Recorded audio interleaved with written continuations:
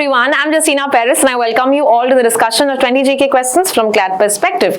इस वीडियो में आज यानी कि 11th नवंबर के करंट अफेयर्स की क्वेश्चंस देखते हैं, MCQs देखते हैं. Let me see if you're able to solve them. Starting with the first question of the day. Which stadium is proposed to be dismantled for a new sports city in Delhi? इसका answer है Jawaharlal Nehru stadium. तो इसको हटा के, जो ये 1982 में बना था जो एशिया गेम्स के टाइम पे, एंड अभी इसको हटा के we are going to probably have Olympics के लिए अ फैसिलिटी, उधर के जो एथलीट्स आएंगे रेजिडेंशियल फैसिलिटीज बनाएंगे. So that is the aim of having this Jawaharlal Nehru stadium. Question number 2. Who has been appointed as the chairperson of the 8th Central Pay Commission? यहाँ पे retired justice Ranjana Prakash Desai को बनाया गया है चेयरपर्सन ऑफ द 8th पे commission. First central पे commission कब आया था? सो हम देखते हैं, पहला वाला आया था 1946 में, द फर्स्ट टाइम. ओके, अभी कौन सा है? The 8th number. So answer the question is B. Question number 4. The tropical forest forever facility, ये कब लॉन्च किया गया था? I am telling you this is on the sidelines of COP30, और COP30 आंसर क्या है इसका? C. So answer to the new fund that was created is called TFFF, जहां पे फॉरेस्ट को कंजर्व करने की बात की है. Question number 5.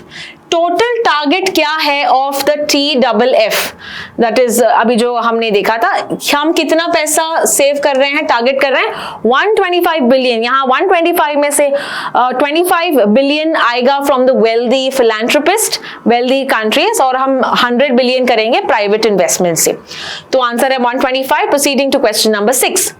कौन से कंट्री ने सबसे ज्यादा कॉन्ट्रीब्यूशन दिया है? So I showed you a table, है ना, उसमें क्या बताया था? नॉर्वे का सबसे ज्यादा कंट्रीब्यूशन है. So that is why the answer is B, 3 billion के आसपास. Question number 7. COP30 के बारे में देखा था. COP30 कहां पे होस्ट हो रहा है? 10th नवंबर से 21st नवंबर 2025. It is happening in Belem. Where is Belem? Brazil. ठीक है, so Belem is the name of the place and Brazil में है ये. Who is the president of COP30? COP30 का पूछा है तो याद रखना, it is Andre Correa do Lago. Luiz Inacio कौन है? He is president, but of what? President of Brazil. तो आंसर, क्वेश्चन पूछा है COP30 का, तो आंसर होना चाहिए आंद्रे कोरेया. तो आंसर इसका है बी.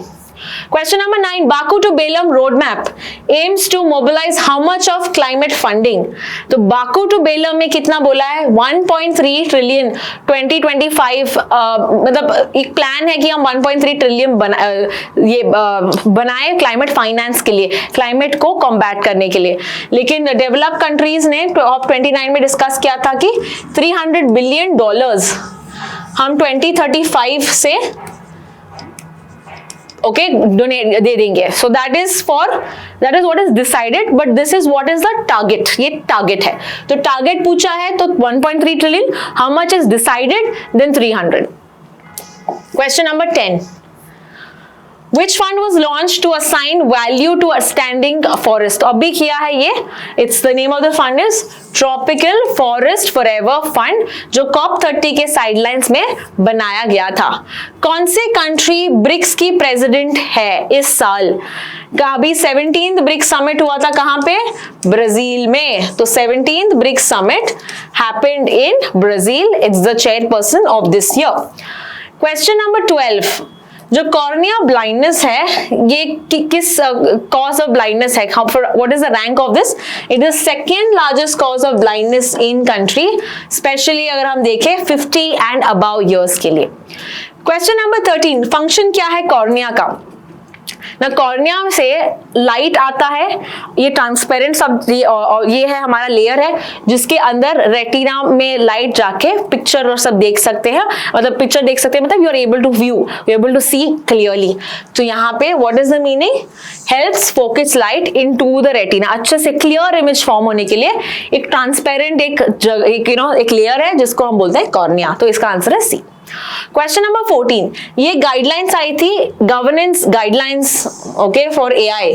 ये कौन सी मिनिस्ट्री ने लॉन्च किया है? Very easy answer, ministry of electronics and information technology. और इस बार मिनिस्टर कौन है? अश्वनी वैष्णव. तो क्वेश्चन नंबर 15 देखते हैं. गाइडिंग प्रिंसिपल क्या है? याद है ये 3 वर्ड्स हमने देखे थे, डू नो हार्म मतलब AI गलत चीजों के लिए इस्तेमाल नहीं होने चाहिए. Do no harm is the guiding principle of the framework. See question number 16, AI guidance guidelines. ये जो गवर्नेंस गाइडलाइंस है ये कौन से मेजर इवेंट के पहले रिलीज किया गया है? तो 2026 में कौन सा ऐसा समिट होने वाला है इंडिया में, न्यू दिल्ली में? Yes, India AI impact summit. तो आंसर इसका है B. Proceeding to the next question. किसने चेयर किया है टू ड्राफ्ट द गाइडलाइंस, यानी कि what is the name of the chairman of the panel जिसने ये गवर्नेंस गाइडलाइंस बनाया है? The answer is professor Balaraman Ravindran, जो IIT मद्रास से एसोसिएटेड है. तो आंसर इसका है D. Proceeding to question number 18. Question number 18 है which platform is known for providing India specific AI data sets. मैंने कहा ना नॉन प्राइवेट और नॉन जो आपके जो प्राइवेसी रिलेटेड जो डेटा है उसको यहाँ पे अवेलेबल करता है. उसका नाम क्या है? AI कोश. कोश is like a dictionary, right, book like. तो याद रखना पूरा डेटा अगर चाहिए बहुत सारे बडिंग एंटरप्रेन्योर्स को या कोई स्टार्टअप कंपनीज को, तो ये इसको हेल्प करता है ताकि हम AI में एक्सेल करें. Question number 19. Who is the current national security advisor? Because we saw the recent case of the blast that has happened in Delhi, Red Fort. तो यहाँ पे याद रखना national security advisor कौन है?